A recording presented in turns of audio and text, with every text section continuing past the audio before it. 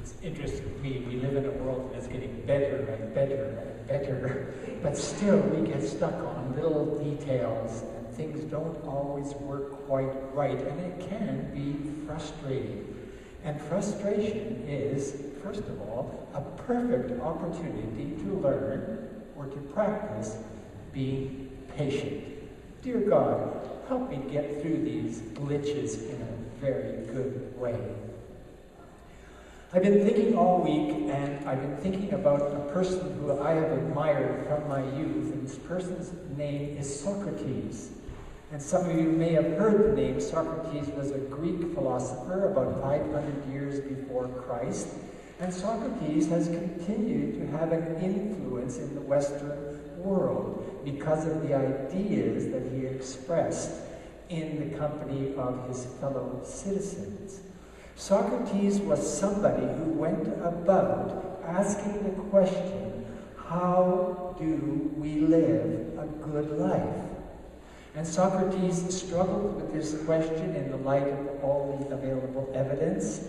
He wandered about, he watched people, he watched how rulers were ruling, and he recognized that power was a problem. Because the appetite for power led people into all kinds of situations that were hurtful to their human well-being. Now, Socrates lived his life and taught his teachings, but he was resisted by persons in high places.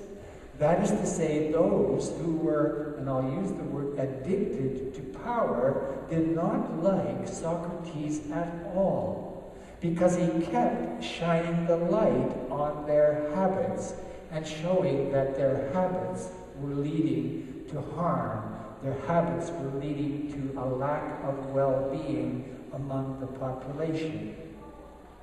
Well, at one point, Socrates tells a little story. And in this story, he explains his situation. He explains how he sees himself in the light of the context where he's living and teaching. And he uses a word picture, just like Jesus. He uses a little parable.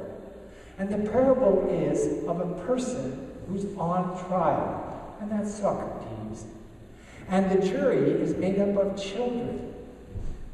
And the accuser are candy sellers. And the accusers want to get Socrates out of the way because he's interfering, because he's trying to teach the children about how to live a healthy and a happy life. And he's suggesting that indulgence and all kinds of licentiousness, that is to say freedom without restriction, is problematic. So he tells this story suggesting that anybody who tells the truth in a time when power is ruling is not going to be well received.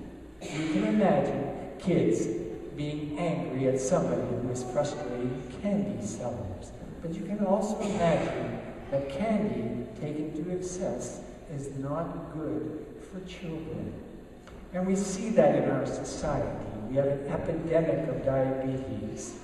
I think 11 million people in Canada have diabetes, all basically related to the misuse of sugar, candy. Socrates is on trial because he's trying to get people to think. He's trying to get people to re-examine their priorities. He's trying to call out the abuse of power by which the land and its people are being ruined. And in this way, I find Socrates to be a very complementary figure in relationship with Jesus. They share a passion for justice. They share a passion for righteousness. And they represent two traditions, the Eastern tradition, the Semitic tradition, the tradition of Israel, and the Greek tradition. And in the New Testament, at one place, it says the wall of division is broken down. So we know that we can learn from the philosophy of the Greeks, just like we can learn from the gospel of Jesus. Now, the Bible itself is very much like Socrates. The Bible is aimed at helping us discover that way of life which is good for us. And the psalm we read today, Psalm number 1, starts us thinking about these two paths. There's a path that leads to destruction, and there's a path that leads to life. And the psalmist is doing everything to try to encourage people to choose the way that leads to life. This is a constant theme in the Bible. At one point, God says to Moses, I'm setting before you a choice. I'm setting before you life, and I'm setting before you death. Why would you choose death? So the psalm introduces us to the notion that we are called as people to examine ourselves regularly, to see to it that we discover and do what is good. And this theme is picked up in the Epistle of James, and James explores it a little bit more fully. And James is writing at a period of time when the Roman Empire is beginning to implode, it's beginning to fall, its glory is beginning to fade. And James is noticing the reasons for that. And he speaks about indulgence, he speaks about self-serving and self-seeking. He's talking about indulgence. And these were all qualities of the time that James was teaching and writing his epistles. It was a time when corruption was rife in the land and people were being exploited and oppressed by power. And James knew that the key to getting right with God was to choose a way of life that was healthy and that would lead to happiness.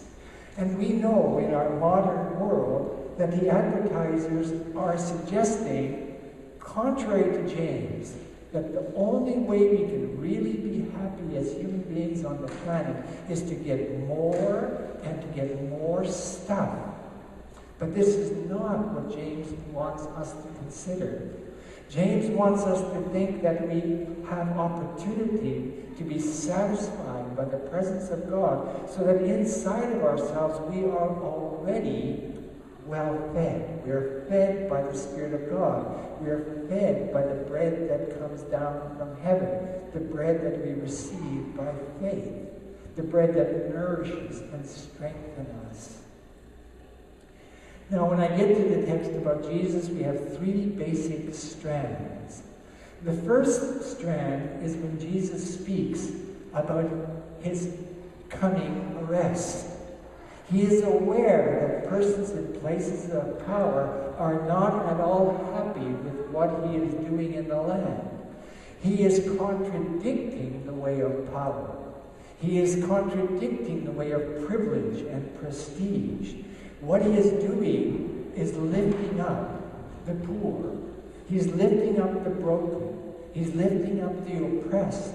And he's saying, this is where God's heart is focused. God's heart is not focused on power and plenty and profit. God's heart is focused on bringing relief into people's lives. And Jesus knows, and maybe Jesus heard about Socrates, Jesus knows that truth-telling in the face of power leads to peril. That is to say, power will do what it can to silence truth-tellers. Now Jesus goes on to speak about his disciples, because his disciples are thinking that Jesus is somebody great and grand, and when he comes into glory, they're going to become the leaders of the world. And Jesus says to them, no, it's not about being a powerful, prominent, privileged person. It's about being humble. It's about being lowly. It's about being meek. It's about being who you actually are and doing what you can to make a difference. It's letting God's love come into you, opening yourself, being available to be used by God to do good. And then the part of the text in the gospel that I really enjoy is where Jesus takes a child and he brings the child to the center of attention. And then he says to everybody there, you see this child here, he's fine.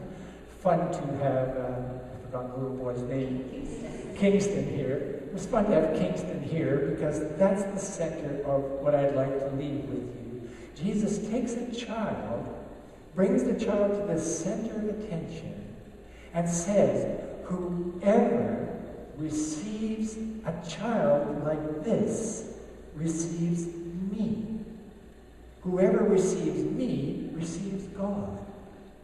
So when we think about how do we live a life in a right relationship with God, actually we could think about living a life in a right relationship with children.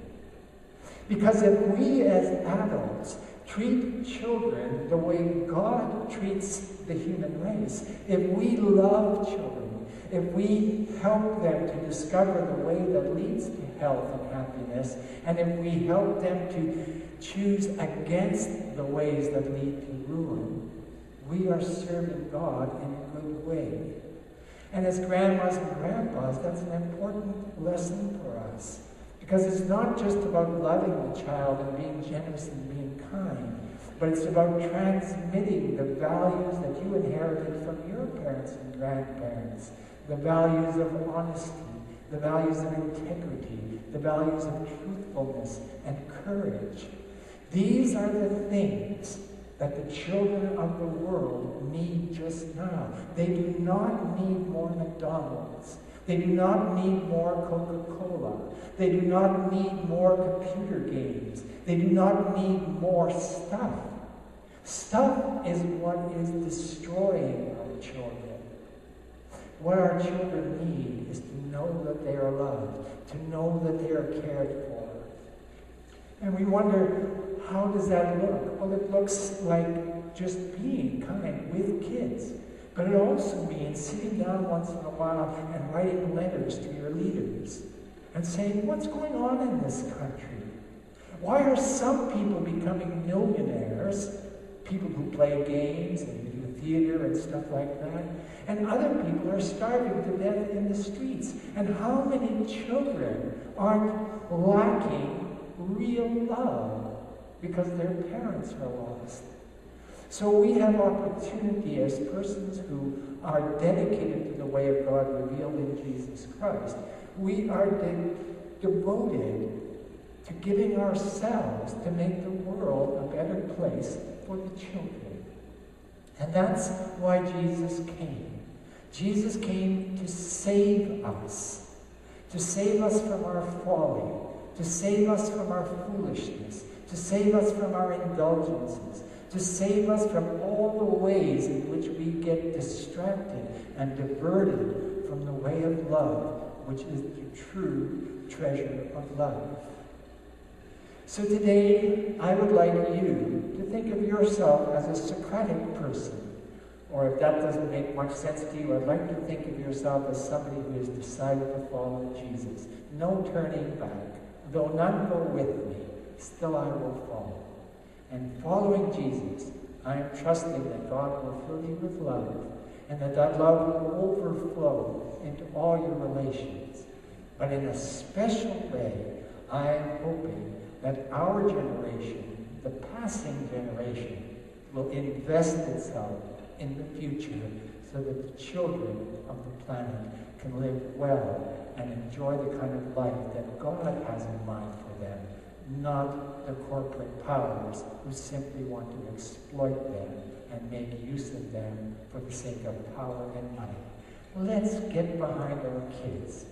And I think God will be with us. God will help us.